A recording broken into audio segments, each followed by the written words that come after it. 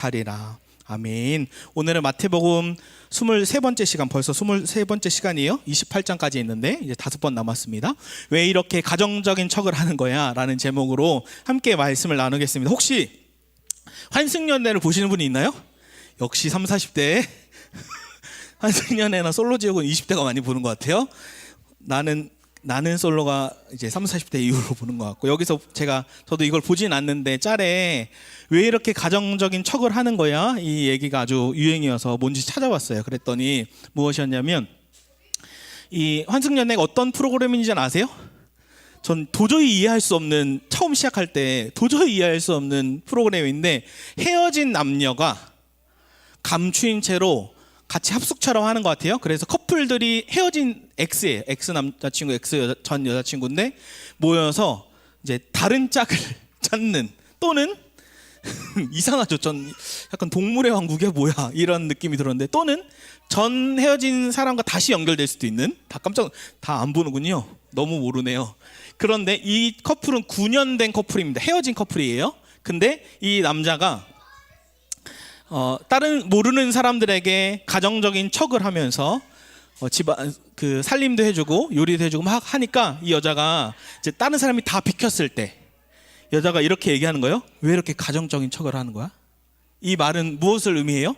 사귀는 9년 동안 한 번도 가정적이었던 적이 없는데, 무정하고 냉정했는데, 전혀 자기 중심적이었던 사람이 갑자기 생판 모르는 사람들 앞에서 잘 보기 위해 포장하면서 가정적인 척을 하는 게 꼴사납고 화가 난 겁니다.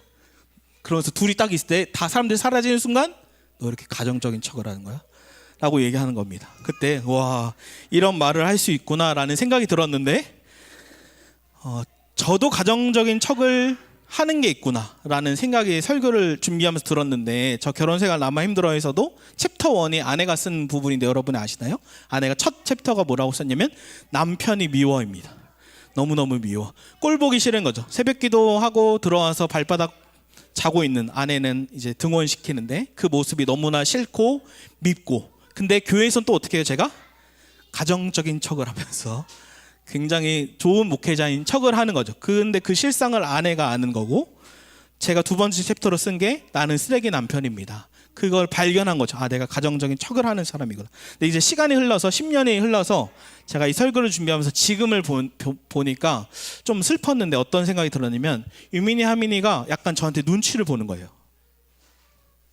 이 PK들의 슬픔이죠. 그러면서 내가 저를 돌아보면서 지금도 여전히 가정적인 척을 하는구나.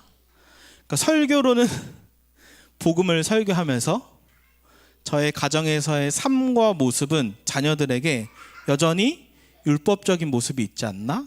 라고 순간 유민이 하미가 저의 눈치를 보는 모습. 무조건 품어줘라, 무조건 혼내지 마라가 아니죠. 혼날 땐 혼내야 되고 사랑할 땐 사랑해줘야 하는데, 아이들이 눈치 보는 모습을 딱 보는 순간, 내가 뭔가 복음을 설교하면서 정작 삶은 복음적이지 않을 수 있겠구나. 아이들에게 율법적인 부모가 될 수 있겠구나. 이게 좀 저한테 이번 한 주간에 좀 묵상이 되고 슬펐습니다. 가정적인 아빠인 척을 여전히 하고 있구나. 우리 안에 가정적인 척은 무엇이 있을까요? 각자에게. 그러니까 목사님, 제 남편이 가정적인 척을 해요, 제 아내가 가정적인 척을 해요 말고, 나 자신을 보면서 나에게 가정적인 척을 하는 건 무엇인가? 뿐만 아니라 교회를 다니면서도, 교회에서는 제가 그게 가장 마음이 아픈데, 목사이고 장로이고 집사이면서 교회에서는 거룩하게 찬양하면서 집에서는 또는 일터에서는 전혀 다른 모습을 보일 때, 교회와 가정의 모습이 완전히 가면이 벗고 척을 하고 있을 때 속상한 거죠. 제가 아는 전 목사님, 신대원 동기 목사님이 이제 신대원에서 행정 일을 하는데 이번 주에 만났어요. 근데 목사님 뭐라고 얘기하냐면, 참 슬프다. 목사이면서 장로이면서 집사임 사람들이 신대원에서 행정 일을 하는데 슬쩍슬쩍 잘못된 일을 하기도 하고 비리를 저지르기도 하고 잘못된 일을 보면서 이러면서 안 믿는 직원도 있어요. 그 사람들을 보면서 시험에 빠지는 거죠. 왜 거룩한 척을 하는 거야? 왜 가정적인 척을 하는 거야? 근데 이 척하는 모습에 대해서 예수님은 뭐라고 말씀하실까요? 척하는 그리스도인을 향해. 오늘 본문을 아주 중요한 말씀입니다. 한번 읽어볼까요? 큰 목소리로 읽어보겠습니다. 시작. 맹인된 인도자여, 하루살이는 걸러내고 낙타는 삼키는도다. 화있을 진저 외식하는 서기관들과 바리새인들이여, 잔과 대접의 겉은 깨끗이 하되 그 안에는 탐욕과 방탕으로 가득하게 하는도다. 눈먼 바리새인들이여, 너는 먼저 안을 깨끗이 하라. 그리하면 겉도 깨끗하리라. 아멘. 오늘 마태복음 23장인데 팔복이 마태복음 5장에 나오고 마태복음 23장에는 8화가 나옵니다. 원래는 7화인데 마태가 의도적으로 화를 한 번 더 추가하면서 팔복과 8화를 대조하면서 비교하는 거예요. 팔복은, 마카리오스는 하나님이 기뻐하는 삶의 방식을 말씀해 준다면, 8화는 뭐냐면 하나님의 진노. 저를 봐보세요. 하나님의 진노. 잘못된 삶의 방식의 위선자들을 꼬집으면서 화를 내시는데, 이 분노가 그냥 분노가 아닙니다. 오늘 여기서 하루살이는 걸러내고 낙타는 삼킨도다가 무슨 내용이냐면, 유대인들이 거룩하게 하기 위해서 음료나 물에 하루살이가 들어가면 얼른 걸쳐내는 거예요. 왜요? 부정하면 안 되니까. 이런 사소한 건 거룩한 척을 하면서 속으로는, 성경에는 낙타가 부정한 음식으로 먹지 말라고 하는데 집에서는 낙타를 먹으면서 겉으로는 거른 척, 깨끗한 척을 하는데 그 안에는 뭐예요?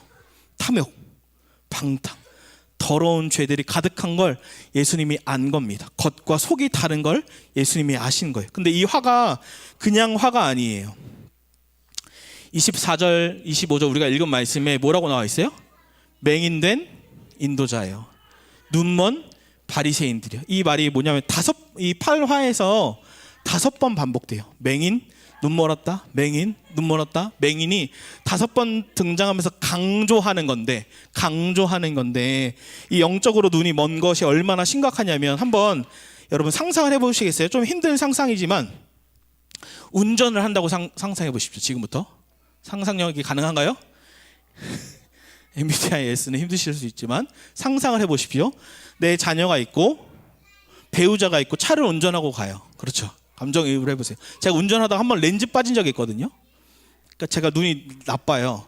그래서 한쪽이 딱 빠지는 순간에 사고 날 뻔했어요. 그래서 차를 얼른 갓길에 세우고 하는데, 그런데 한번 눈이 안 보인다고 생각해 보십시오. 운전하는데 내 가족이 있고 내 자녀가 있는데 눈이 안 보인다. 한번 지금 다 눈을 감아보시겠어요? 눈을 한번 다 감아보세요. 그리고 10초만 한번 눈 감은 채로 운전한다고 상상해 보십시오. 해봅니다. 1, 2, 3, 4, 쾅. 제가 왜 이 사고 나는 것도 힘든데 여기서는 더 심각한 걸 얘기하는데, 이 눈 먼 게 왜 심각하냐면, 눈이 머려버린 상태가 자기 자신도 지옥에 갈 뿐만 아니라 자기의 가르침을 받는 사람들도 지옥에 간다고 예수님이 그 화의 절정을 얘기하십니다. 읽어볼까요? 시작. 뱀들아, 독사의 새끼들아, 너희가 어떻게 지옥의 판결을 피하겠느냐. 이게 8화에서 나오는 겁니다. 그러니까 여러분, 저는 리더예요. 근데 여러분도 리더예요. 자녀들의 리더입니다. 부모인 내가 영적인 눈을 멀어서 지옥의 길로 달려가면 내 자녀들도 같이 따라가는 거예요. 이건 예수님이 차가 사고 나는 정도가 아니라 우리의 영혼이 달릴 정도로 심각한 문제다. 영적으로 눈이 가려워진 상태는 라고 얘기하는 거예요. 그러면 이렇게 질문할 수 있어요. 어떻게 사랑의 하나님이 지옥을 만드셨는가? 이런 생각 안 해보셨어요? 저는 해봤어요. 어떻게 사랑의 하나님이 지옥을 만드셨는가? 근데 아이러니하게 지옥이 있어야만 하나님의 진정한 사랑을 깨달을 수 있습니다. 이게 부정신학인데, 하나님의 지옥이 만약에 없다면, 하나님이 지옥을 만들지 않았다면 하나님은 사랑의 하나님이 아니구나 라는 걸 깨달을 수 있는데, 팀 켈러가 이걸 얘기해요. 부정신학을 얘기하는데, 한번 이거 같이 읽어볼까요? 팀 켈러는 왜 지옥이 있는가라고 말했는가? 시작. 진노하지 않는 신은 우리를 구하기 위해 십자가에서 모진 고난을 받고 죽을 필요성을 느끼지 못한다. 성경의 하나님은 악에 분노하시기에 십자가에서 막대한 고통으로 몸값을 치르셔야 했다. 그러나 우리를 사랑하기 위한 대가를 친히 치르시지 않는 신은 공짜 사랑의 신이다. 그런 신이 우리를 얼마나 사랑하는지, 그 신에게 우리가 얼마나 귀한 존재인지 그 사랑의 실체는 알 길이 없다.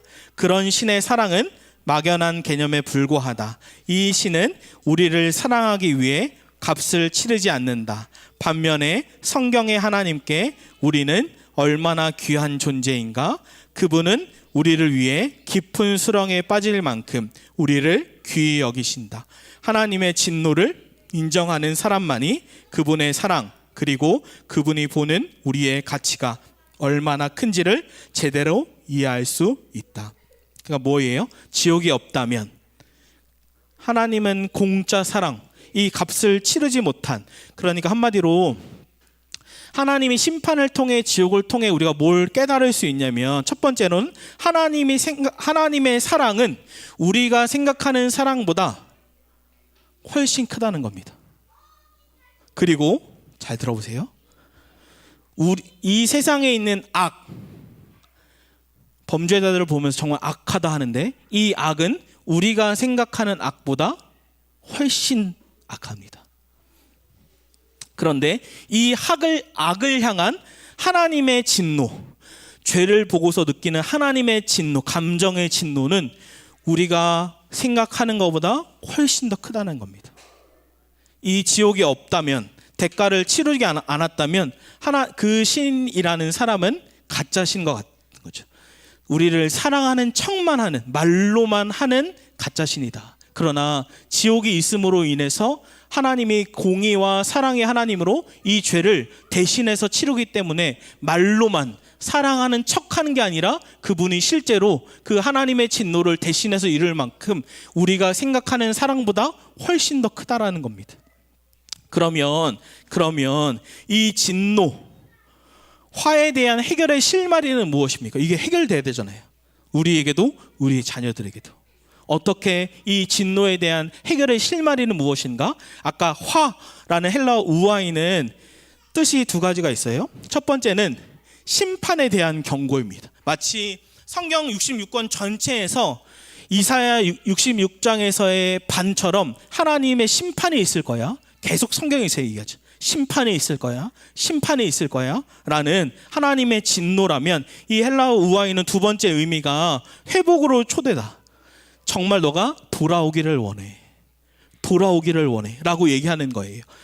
제가 한 영상을 봤는데, 남경필 전 지사예요. 제가 이거 영상 하니까 아내가 여보 그거 정치적으로 괜찮겠어? 정치적인 거 다 뺀다고 말씀드렸는데 또 안 뺄 수도 있는데 뭐 어쩔 수 없어요. 정치적으로 빼고 그냥 한 사람의 아버지로서 제가 봤는데, 제가 기흥제일교회 전도사 할 때 새벽 예배에 이 남경필 전 지사가 왔어요.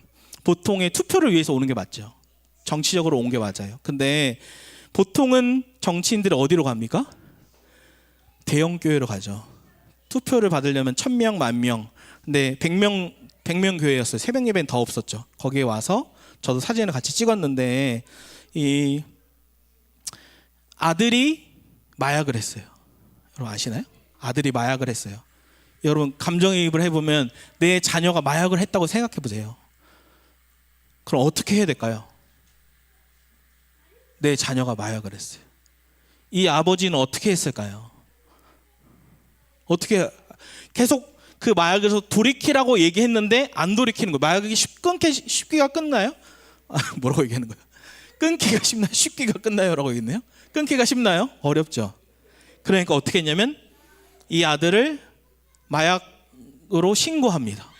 누가 신고했을까요? 아버지가. 그래서 감옥에 가요. 전 이걸 보면서 그 아버지의 심정을 그냥 철저하게 정치적인 거 빼고 아버지로서. 근데 이 아들이 아버지는 진짜 돌아오기를 바랬던 거예요. 그 죄악으로부터. 제가 영상 짧게 가져왔어요. 볼게요. 주영아. 그래. 나온다. 보인다.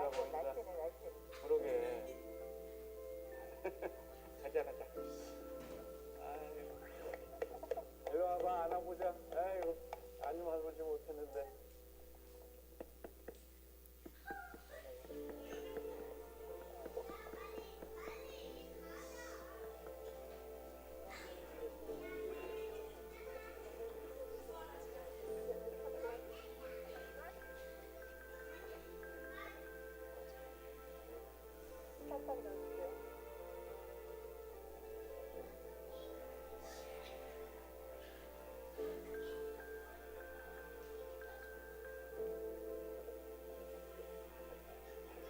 네, 그런데.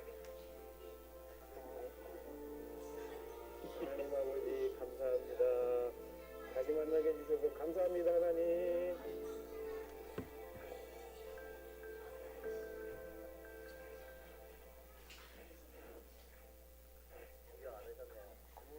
진짜 너무 오랫동안 안아보지 못해서 그랬는데 꼭 안으니까 실감이 나. 여러분 아십니까? 우리가 받아야 할 화를 그리스도께서 대신 받으신 거예요. 그러니까 그분은 우리를 사랑하는 척 말로만 하지 않고 그분이 진짜 행실로 옮기신 거예요. 그 받아야 할 모든 심판의 진노를 그리스도가 대신 받으셨는데, 조나단 에드워즈가 그 심판이 얼마나 무서운 건지를, 그리스도가 받으신 고난이 얼마나 큰 건지를 그리스도의 고뇌라고 합니다. 한번 우리 같이 읽어볼까요? 그리스도 예수님이 받으실 십자가를 한번 생각해 보면서 읽어볼게요. 시작. 겟세마네 동산에서 예수님은 자신이 던져질 진노의 도가니를 가까이서 보셨다. 도가니의 아가리를 들여다 보셨다. 그 앞에 서서 타오르는 불길을 보고 이글거리는 열기를 느끼셨다. 예수님은 어디에서 어떤 고난을 받을지 알고 계셨다. 그리스도의 사랑이 놀라운 이유는 두 가지다. 첫째, 예수님은 극심한 고통을 기꺼이 감내하셨다. 둘째, 극악무도한 우리의 죄를 대속하기 위해 그 고통을 기꺼이 감내하셨다. 이 무엇보다도 그리스도는 스스로의 선택에 따라 그토록 극심한 고통을 겪으셨다. 이 고난을 실제로 당하기 전에 이 고난이 얼마나 심한지를 깊이 느끼셔야만 했다. 의로운 진노의 산을 허물 만큼 넓고도 길고도 높고도 깊은 순종, 이런 순종으로 이어진 사랑이야말로 우리가 평생 찾던 사랑이다. 가족의 사랑, 친구의 사랑, 어머니의 사랑, 배우자의 사랑, 애인의 사랑, 그 어떤 사랑도 이와 비교할 수 없다. 다른 모든 사랑은 끝내 우리를 식망시키지만 이 사랑은 절대 그렇지 않다. 그러니까 그리스도께서 십자가에서 받으신 사랑, 우리를 사랑하는 그 사랑은 사랑하는 척만 하지 않고 우리가 받아야 화를 대신해서 받으셨는데, 이것으로 무엇을 깨달을 수 있냐면 사랑의 대가입니다. 지옥의 개념을 이해해야만 그리스도께서 대신 받으신 그 사랑이 말로만 하지 않고 척으로만 하지 않고 얼마나 큰지 깨달을 수 있고, 그리스도의 고통은 육체적인 고통뿐만 아니라 전 인류, 과거와 현재와 미래의 모든 전 인류의 죄를 짊어지시고 간 고통뿐만 아니라 아버지와의 관계가 끊기는 아픔 뿐만 아니라 사랑의 깊이 지옥을 믿지 않으면 대신 값을 치르신 사랑이 얼마나 큰지를 알 수가 없지. 그러니까 그분은 척하는 게 아니라 진짜 대신해서 화를 당하신 거죠. 그럼 마지막 적용 질문입니다. 오늘 설교 다 못 들어도 이게 가장 중요하다고 할 수 있습니다. 적용. 어떻게 해야 우리는 척하지 않는 그리스도인이 될 수 있는가? 왜 이게 중요해요? 척하는 그리스도인은 예수님이 하나님의 진노가 임한다고 하니까. 어떻게 나는 척하지 않는 그리스도인이 될 수 있는가? 유기성 목사님이 믿음의 단계를 5단계로 설명하는데 제가 너무 충격을 받았어요. 한번 여러분이 어디 있나 봐보세요. 첫 번째, 구원의 확신이 없는 단계. 두 번째, 구원의 확신이 있는데 성령의 내주, 예수님이 내 안에 있는 건 모르겠어. 세 번째, 나는 죽고 내 안에 예수님이 왕으로 계신 단계. 네 번째, 나의 믿음에 활짝 열려서 주님을 바라보는 단계. 다섯 번째, 왕께 즉시로 온전히 기쁘게 순종하는 단계. 여러분 어디 있는 것 같아요? 전 이걸 왜 들으면 충격이었냐면 전 계속 착각 하나 와요. 믿음을 향해 잘 달려가고 있다. 저는 3, 4번에 머무르는 것 같아요. 여러분 어디 계신 것 같아요? 이렇게 질문을 할 수 있어요. 목사님, 유기성 목사님 얘기한 믿음의 단계를 설명하는 성경적 근거가 어디 있습니까? 성경적 근거가 있습니다. 히브리서 12장 2절에 믿음의 주요 또 온전하게 하시는 이인 예수를 바라보자 하는데, 헬라어가 믿음의 주라고 할 때 그 주는 헬라어는 시작이라는 단어입니다. 믿음의 시작이고 또 온전하게 하시는, 믿음이 온전하게 되는, 베드로가 순교하는 것처럼, 폴리캅이 순교하게 된 것처럼, 사도 요한이 순교하듯이 믿음이 온전하게 되는데 이인 예수를 계속해서 바라보자예요. 그러니까 여러분 어디 있는 것 같아요? 나의 믿음이요. 전 3, 4번에서 계속 왔다 갔다 하는 것 같아요. 제가 이걸 왜 얘기하냐면 이 구원의 조나단 에드워즈가 저번 주에 제가 설교한 이 두 단계는 구원을 받았는지 아닌지 모릅니다. 여기에 있을 수 있습니다. 조나단 에드워즈가 말한 구원의 확신이 있어도 구원받았는지 아닌지는 모릅니다. 그럼 구원받은 확실한 증거가 뭐라고 했어요? 내 안에 성령의 내주, 내 안에 작은 열매.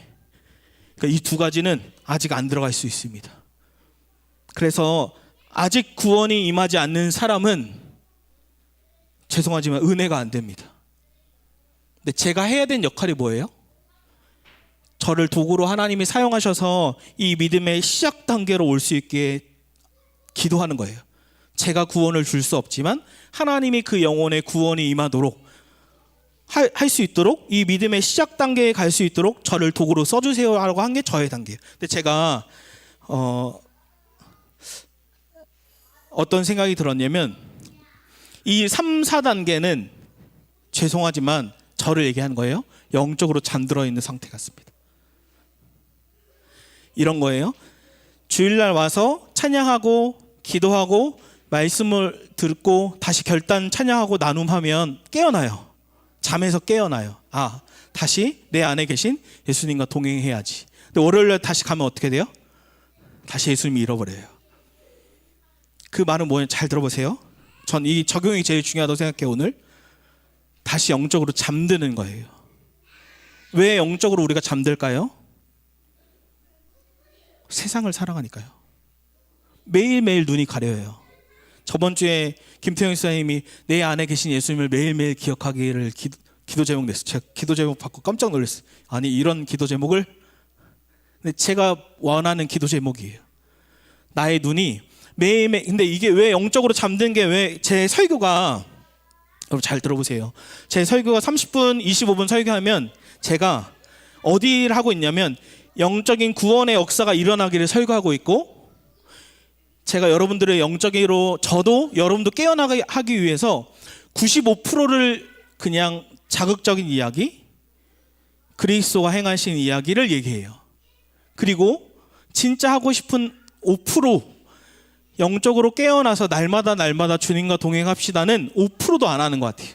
못해요. 그거 하고 있으면 여러분 다 졸 거예요. 저도 졸 거예요. 근데 이래서는 안 되겠다는 생각이 들었어요. 맨날 월화수목금토 세상에 살다가 영적으로 잠들고, 주일 와서 잠깐 눈 깨고, 다시 월요일날 가서 눈 잠들고, 주일 와서 깨고, 이 상태가 저희 상태라니까요. 아니 우리 상태라니까요. 이게 왜 문제냐면 우리가 영적으로 잠들면 누구도 잠들어요? 아이들도 잠들 거예요. 그러니까 제가 아내와 아이들과 요한계시록 뮤지컬 보고 오면서 너무 울었는데, 왜 우라통이 나면서 울었냐면 제 믿음이 여기서 왔다 갔다 하는 것 같은 거예요. 근데 제 믿음이 순교하는 믿음까지 가고 싶어요. 청년 때 그 신앙의 순수함이 타협해버리는 거예요. 괜찮아, 이 3, 4번 세상도 사랑하고 예수님도 사랑하고 다 좋은 게 좋은 거지 하는데 안 되겠어요. 영적으로 깨어나야겠어요. 제가 어떤 생각이 들었냐면 이제 논리로 안 된다라는 생각이 들었어요. 논리로 한계가 있다. 제가 뭔 생각이 들었냐면 나의 삶이 이 5단계까지 가서 순교하는 믿음까지 자라나야 논리를 뛰어넘을 수 있겠다. 삶으로 살아야, 영적으로 깨어나야. 그래서 이 영적으로 깨어난 사람은 여기를 향해 달려가고 있는 사람은 어떤 사람이냐면 다른 사람도 영적으로 깨워요. 근데 영적으로 잠들어 있잖아요. 그럼 내 배우자도 잠들게 하고 내 자녀들도 잠들게 해요. 슬픈 거예요. 나의 영혼이 깨어나서, 내 영혼이 깨어나서 성령으로 충만해서 진짜 말로만 아니라 예수님과 동행해서 다른 사람도 영적으로 깨어나게 하고 아이들도 깨어나게 하고 싶은 거예요. 우리가 영적 리더니까요. 여러분이 영적 리더니까요.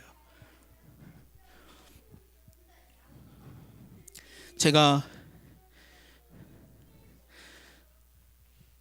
청년 시절에 이 성경 디모데전서 4장 5절에 하나님의 말씀과 기도로 거룩하여 짐이라, 청년 시절에 제가 음란의 죄에서 승리하려고 이 말씀을 그대로 믿고 실천해 봤어요. 제가 죄송하지만 무섭게 말씀 받습니다. 청년 시절에만 오독했어요. 청년 시절에만. 그 뒤에 성경을 통독하는 것 자체만으로는 의미가 없다고 생각해서 통독하는 것뿐만 아니라 성경을 파고들기 시작했어요. 제가 기도를 무섭게 했어요. 제가 청년 시절에 교회에서 1년 동안 잤습니다. 지금 생각해보면 교회도 감사하다라는 생각이 들었어요. 부모님께 얘기 드리고요. 1년 동안 교회에서 잤어요. 왜 잤을까요? 철야로 저녁에 기도하고 제가 본당에서 그냥 잠을 자버렸어요. 새벽 예배가 시작하면 거기서 기도하려고. 무섭게 말씀과 기도했습니다. 왜? 말씀과 기도가 거룩해진다고 하니까. 근데 말씀과 기도로 제가 거룩해졌을까요? 다시 넘어지던데요. 그러니까 이게 아이러니였어요. 분명히 하나님의 말씀과 기도로 거룩해진다고 했는데 전 말씀과 기도로 거룩해지는 게 아니라 넘어졌어요. 제 소원은 순교하는 믿음까지 자라가고 싶었다니까요. 근데 제가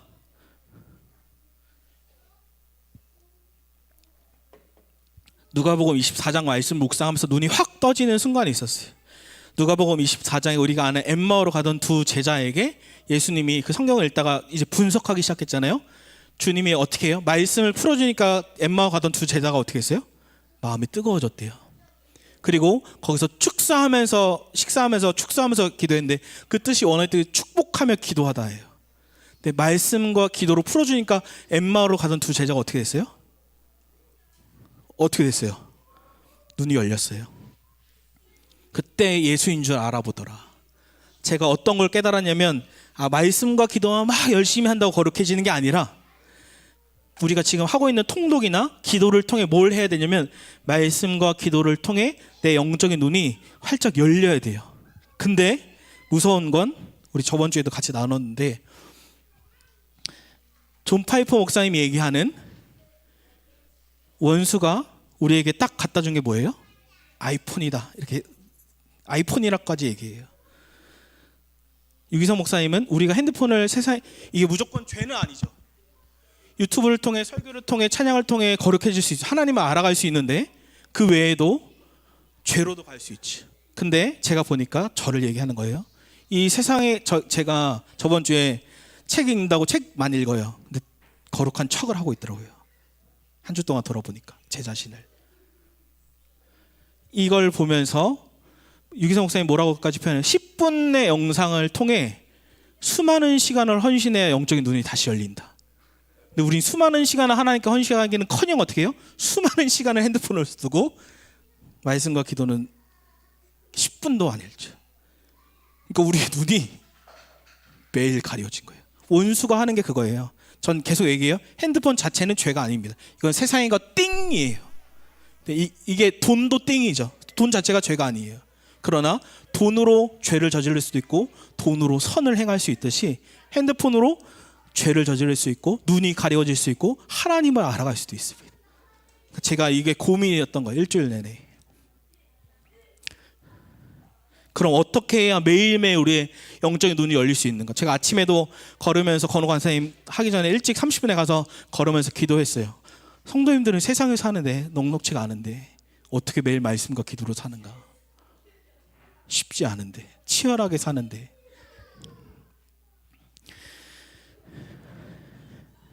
그래서 제가 김동호 목사님 좋은 어른이신데 이번 주에 만나고 금요일날 만나고 왔어요.